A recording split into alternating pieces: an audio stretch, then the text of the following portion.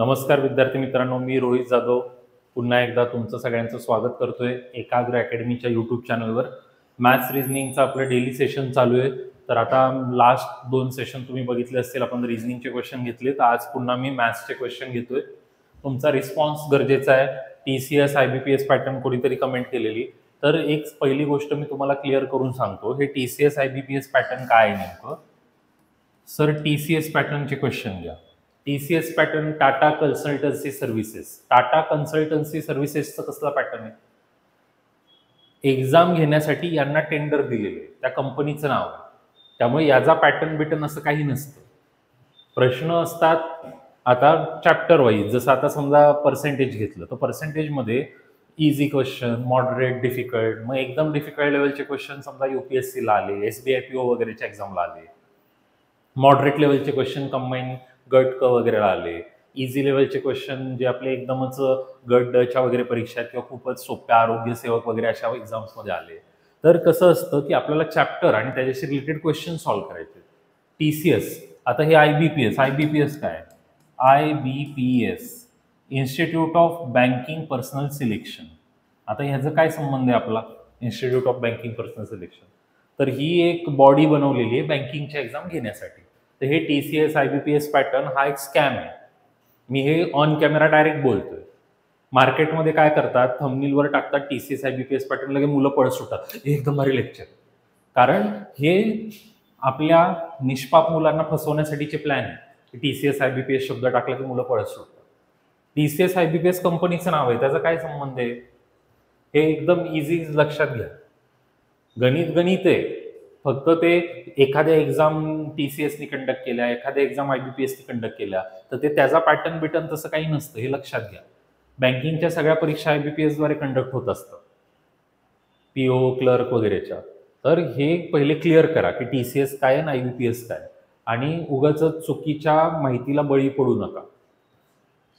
आता हा प्रश्न या प्रश्नाच्या डोक्यावर कुठं लिहिलंय का TCSचा आहे, IBPSचा आहे? आता हा क्वेश्चन इंग्लिशमध्ये, मराठीमध्ये. आता हा प्रश्न कंबाईनला पण येऊ शकतो, बँकिंगला पण येऊ शकतो, SSCला पण येऊ शकतो, रेल्वेला पण येऊ शकतो, UPSCला पण हा क्वेश्चन आधी येऊन गेलेला आहे. तसं आपल्याला कन्सेप्ट आणि प्रश्नांवरती अभ्यास करायचा आहे. हे पॅटर्न बिटर्न हे असं याच्या नादी लागून उगाच तुमचा मार्ग भटकवू नका तुम्ही, हे लक्षात घ्या. आता काय म्हटलंय, एक व्यापारी 450 रुपयात एक घड्याळ खरेदी करतो.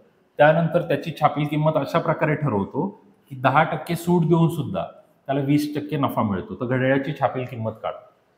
तर आता आपल्याला छापील किंमत म्हणजे प्रिंटेड प्राइस जी काढायची आहे, ज्याला लिस्ट प्राइस पण आपण म्हणतो, लेबल प्राइस पण म्हणतो.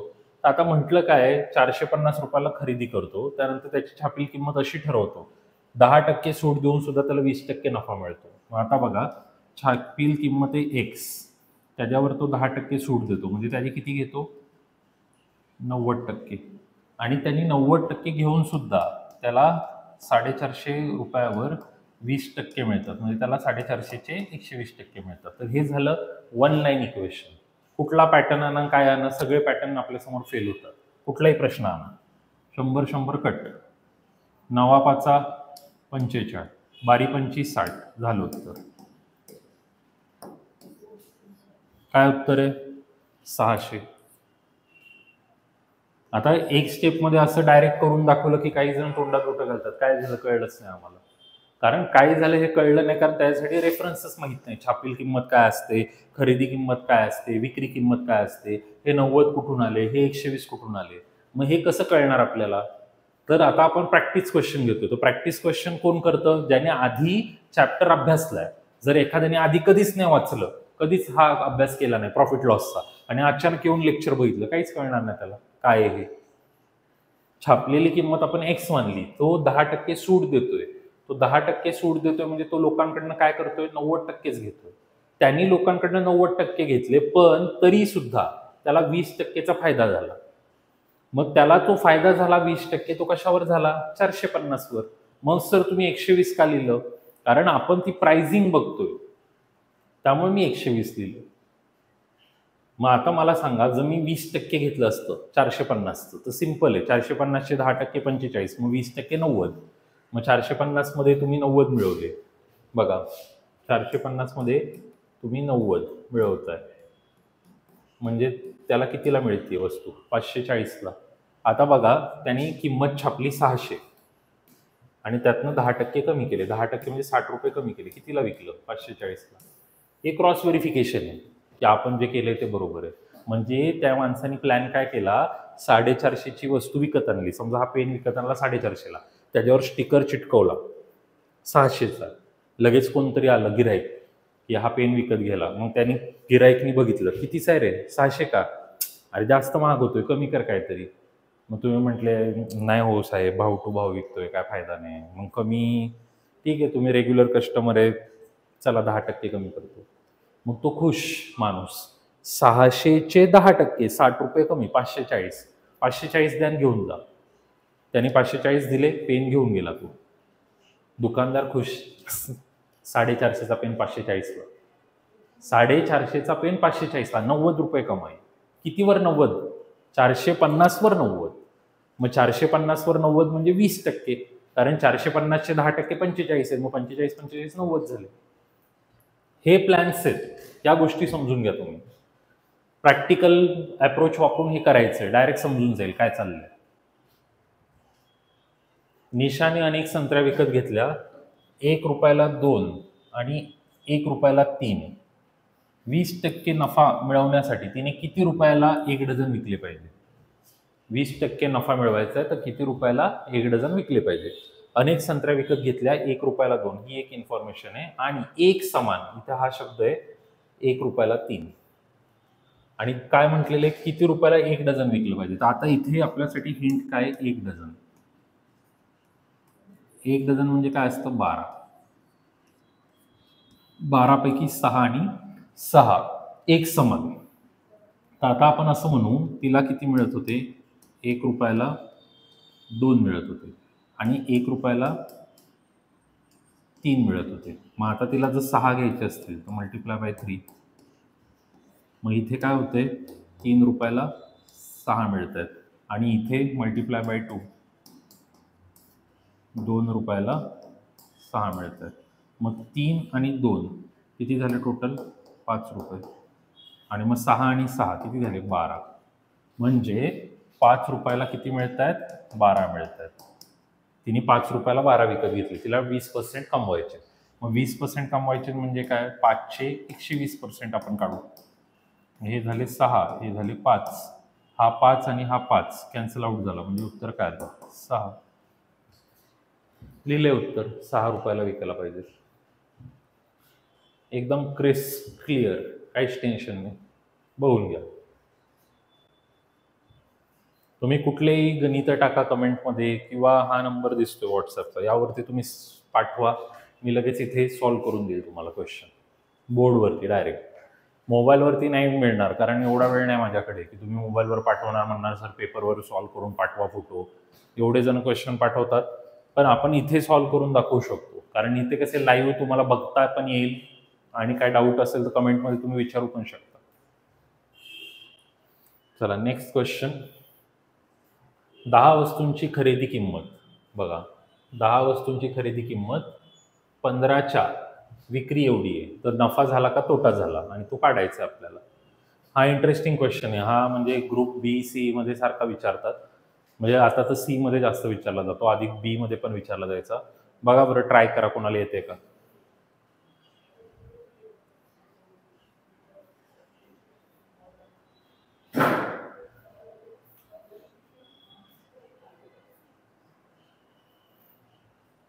आता याच्यासाठी पण काही पुस्तकवाले किंवा मार्केटमध्ये ना फॉर्म्युला बिर्म्युला असं टाकतात. आपण विदाउट फॉर्म्युला पण शिकवू तुम्हाला.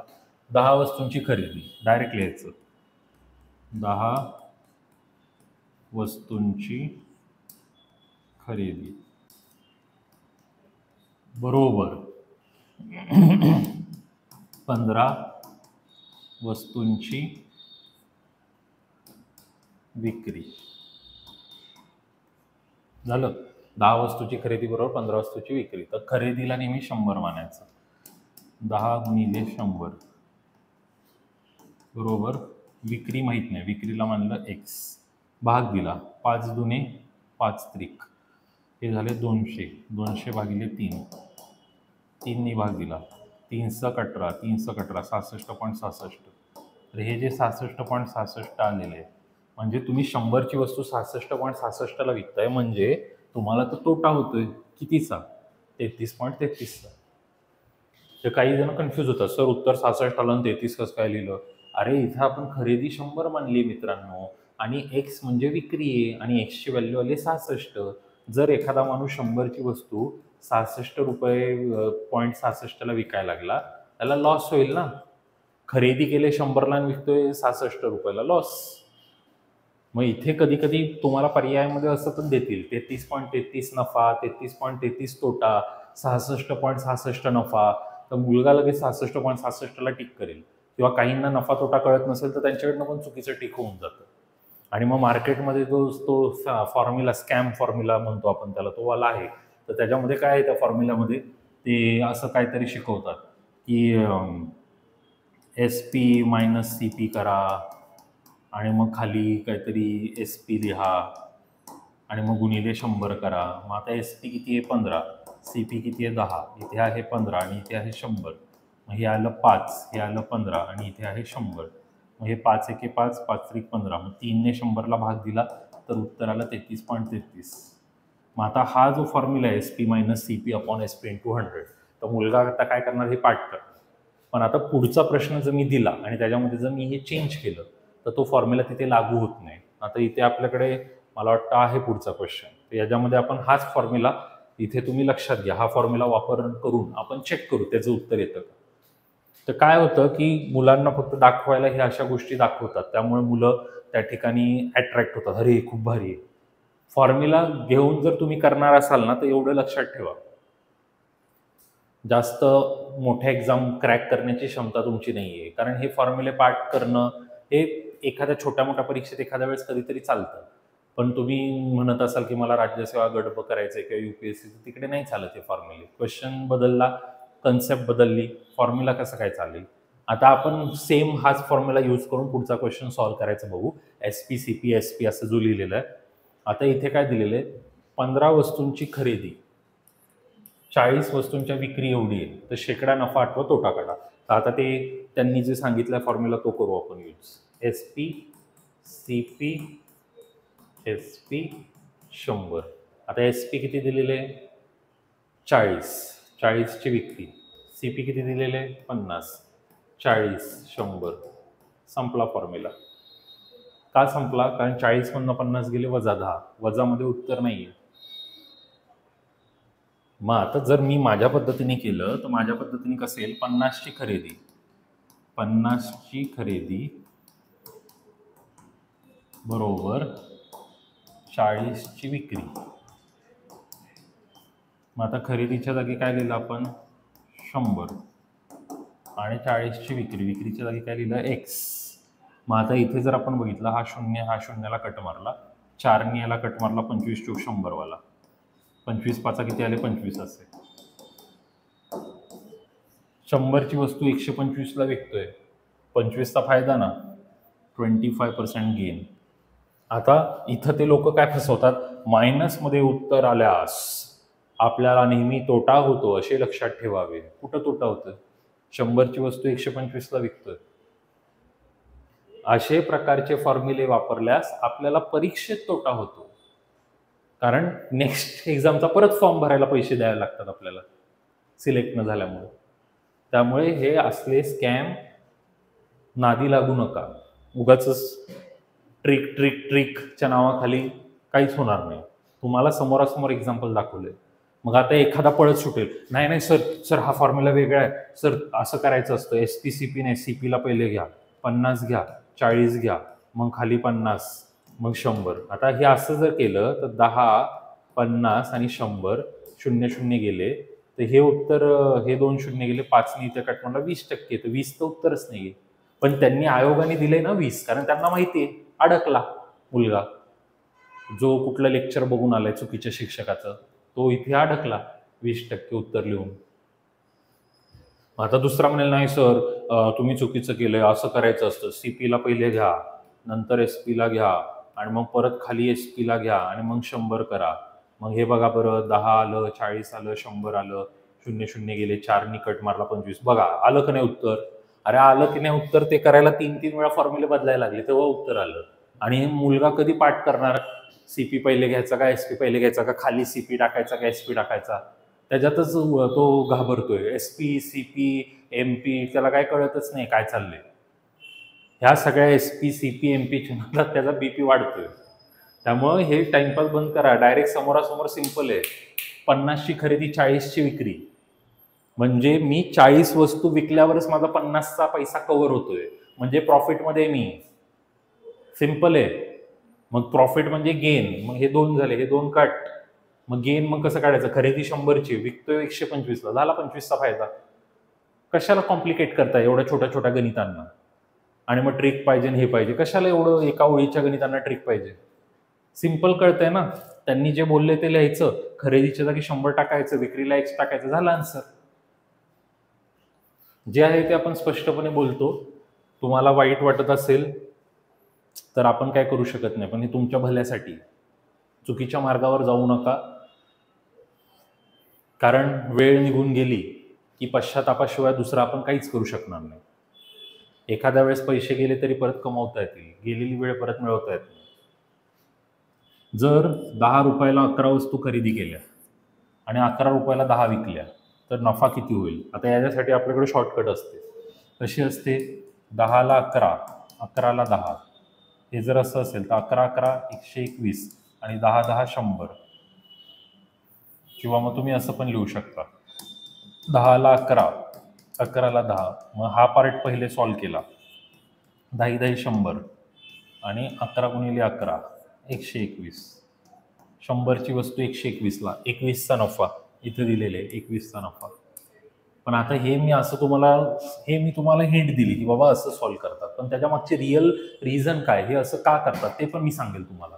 रिअल रिझन जर आपल्याला माहिती असेल ना, तर मग आपल्याला कन्सेप्ट माहिती आहे, तर आपण हे विसरलो तरी कन्सेप्टने उत्तर काढता येईल आणि थोडा चेंज झाला तरी आपल्याला कळतं. पाठ नाही करायचं आपल्याला. आता बघा काय म्हटले, 10 रुपयाला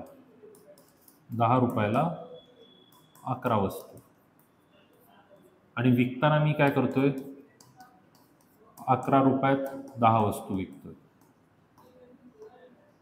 आता यांचं कंपॅरिझन कसं होईल? 11 वस्तूचं 10 वस्तू बरोबर. मग आपल्याला याला सेम करायचं. आता सेम करायला काय असतं? दोघांच्या पड्यातली संख्या म्हणजे लसावी. 110 आहे, मग आता याला मी 10 ने गुणलं. जर तुम्ही वस्तूंना 10 ने गुणताय तर किमतीला पण 10 ने गुणावं लागेल.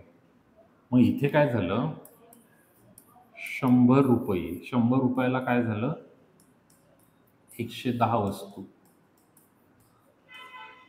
मग आता जर आपण बघितलं तर याला मला 110 करायला 11 ने गुणावं लागेल, मग याला पण 11 ने गुणावं लागेल. मग आता इथे काय झालं, 121 रुपयाला 110 वस्तू. मग आता काय कळलं तुम्हाला? 110 वस्तू, 110 वस्तू घेतल्या 100ला, विकल्या 121ला. घेतल्या 100ला, विकल्या 121ला. कितीचा फायदा? 21चा. झालं. 21चा फायदा 100वर. मग 100वर किती? 21. ही स्टेप एक्स्ट्राची करायची गरजच नाही, कारण कळतंय ना 100चे 121 झाले म्हणजे 21चा फायदा झाला. टक्केवारी म्हणजे काय असतं? Out of 100. त्यामुळे पुढचा पाठ करायची गरजच नव्हती. बघून घ्या, एकदम इंटरेस्टिंग, एकदम मजा येईल. सगळ्या गणितांना नीट समजून घ्या. असंच एक गणित पुढे पण आहे, हे गणित समजून घ्या, मग पुढचं तुम्हाला ट्राय करायला देतो वाटलं तर.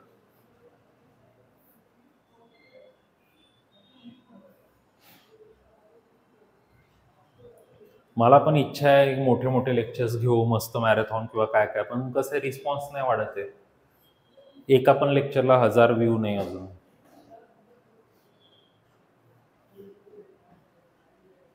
व्ह्यूज म्हणजे काय असतं माहितीये का, की कळतं की रिस्पॉन्स कसा आहे. मग रिस्पॉन्स असेल तर मार्केटमध्ये प्रोडक्ट लॉन्च होतं. जर रिस्पॉन्सच नाही तर मग कसं काय?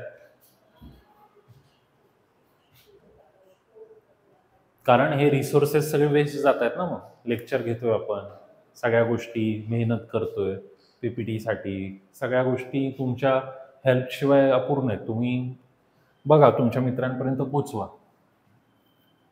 कारण कसं आहे, मला ना असा ग्रुप पाहिजे, तुमचा 40-50 मुलांचा असा ग्रुप असेल आणि तो जर म्हणत असेल की सर आम्ही डेली लेक्चर अटेंड करायला तयार आहे, तुम्ही चॅप्टर वाईज डायरेक्ट सगळं मॅथ्स रिझनिंग शिकवा, तयार आहे, पण तसा ग्रुप पाहिजे मला.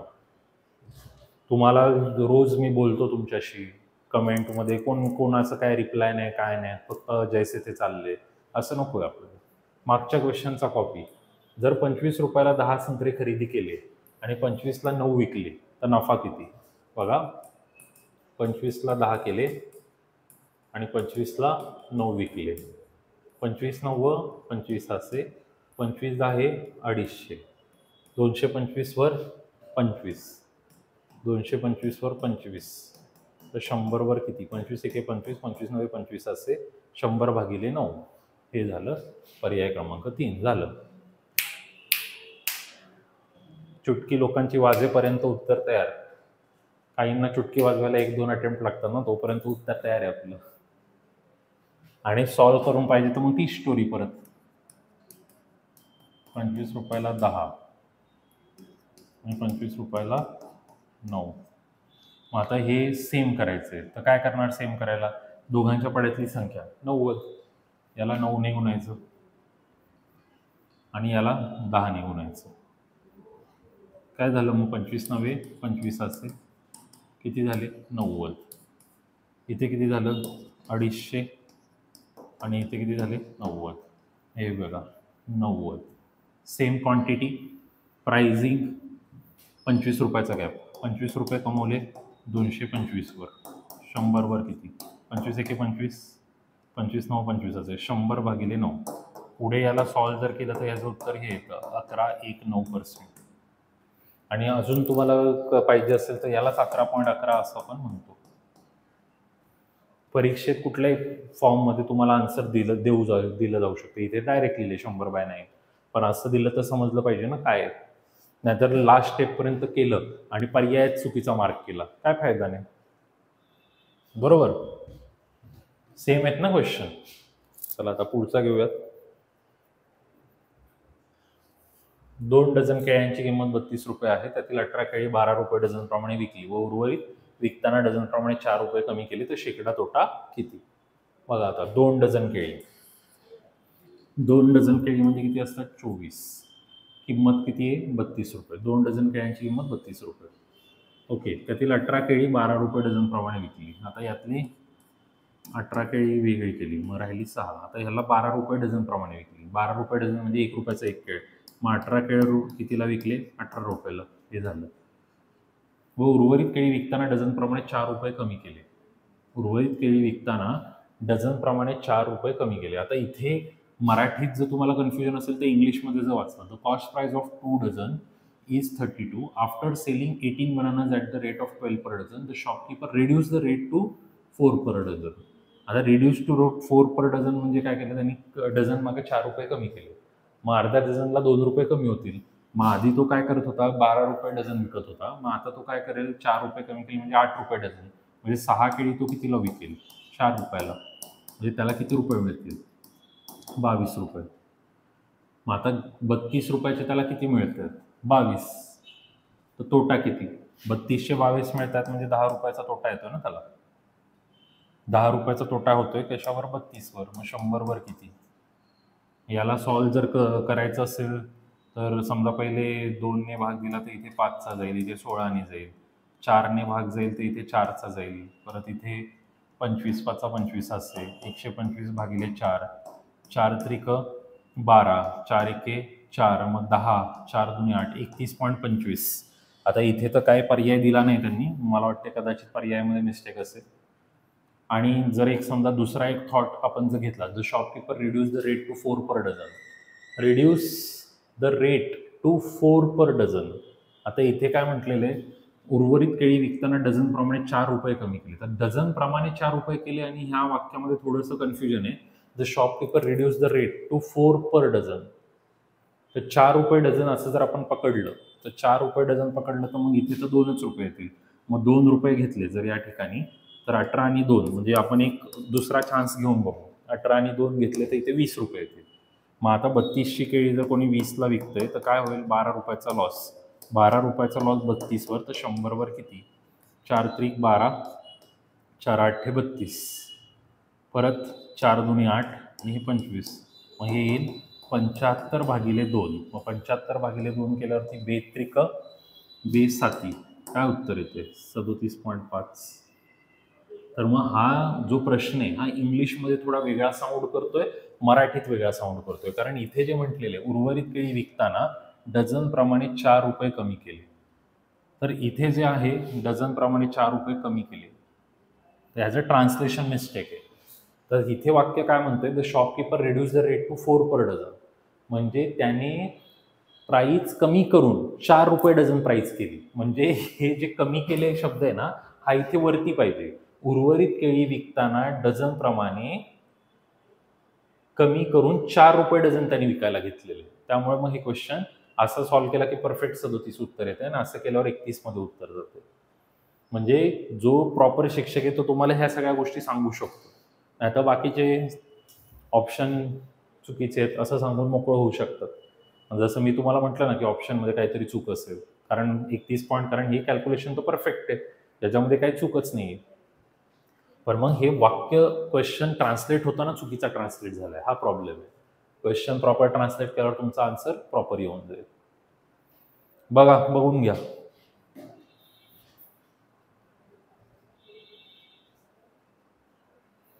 चला मग आता संपवायचं का अजून एखादा क्वेश्चन पाहिजे? आपल्याकडे तर क्वेश्चन भरपूर आहेत. चला हा एक क्वेश्चन घेऊन टाकू. 60 रुपयाला 12 संत्रे, 60 रुपयाला 12 संत्रे विकल्याने एका व्यक्तीला 25% तोटा होतो. तो 25% नफा कमवायचा असेल तर 100 रुपयाला किती संत्रे विकणे गरजेचे आहे? बघ, तो 60 रुपयाला 12 संत्रे विकतो, तर त्याला काय होतं? 25% तोटा, म्हणजे 60 रुपये हे त्याच्यासाठी 75% आहेत. तर आता त्याची इच्छा आहे 25% नफा कमवायचा, म्हणजे त्याला 125% पाहिजेत. ही वाली कन्सेप्ट आहे. मग 25 त्रिक 75, 25 पाचा 25 असे, 3ने इथे कट केला, 20 त्रिक 60 आणि 20 पाचा 100. म्हणजे त्यांनी काय केलं पाहिजे? 100 रुपयाला 12 संत्रे विकले पाहिजे, त्यावेळेस त्याला 25% फायदा होईल. आणि गणितात आपल्याला कोइन्सिडेंटली तेच विचारले, 100ला किती विकले पाहिजे? 12. झालं उत्तर. तर कधी कधी आपलं डायरेक्ट उत्तर एका स्टेपमध्ये बनून जातं, काय एक्स्ट्रा त्यात मेहनत करायची गरज नाही. तर असे भरपूर प्रश्न अजून आपल्याकडे आहेत, तर हे मी आता मला वाटते नेक्स्ट लेक्चरमध्येच तुमच्याकडनं करवून घेतो. तुम्ही सांगा तुम्हाला जसे पाहिजे, सगळ्या प्रकारचे प्रश्न आहेत आपल्याकडे. तुमचा रिस्पॉन्स खूप गरजेचा आहे मित्रांनो, नाही तर फक्त रोजची माझी मेहनत वाया चालली. तुम्ही नसेल बघत तर मग मी ही सिरीज बंद करून माझे लेक्चर्स चालले, ती बॅच चालली, ती कंटिन्यू करेल. सेशन आवडले तर लाईक करा, कमेंट करा, हे खूप महत्त्वाचं आहे. शेअरिंग. नवीन असाल तर चॅनलला सबस्क्राईब करा. आजच्यासाठी एवढंच. धन्यवाद सगळ्यांना. आणि हा आपला कॉन्टॅक्ट नंबर आहे, कोणाला काही गरज असेल तर कुठल्याही प्रकारची हेल्प हवी आहे स्पर्धा परीक्षे रिलेटेड, तुम्ही सरळ तिथे कॉल मेसेज करू शकता. माझं नाव सांगा, तुम्हाला कुठल्याही प्रकारची माझ्याशी बोलायचं गायडन्स पाहिजे, सगळं तुम्हाला प्रोव्हाइड होईल. चला आजसाठी एवढंच. धन्यवाद.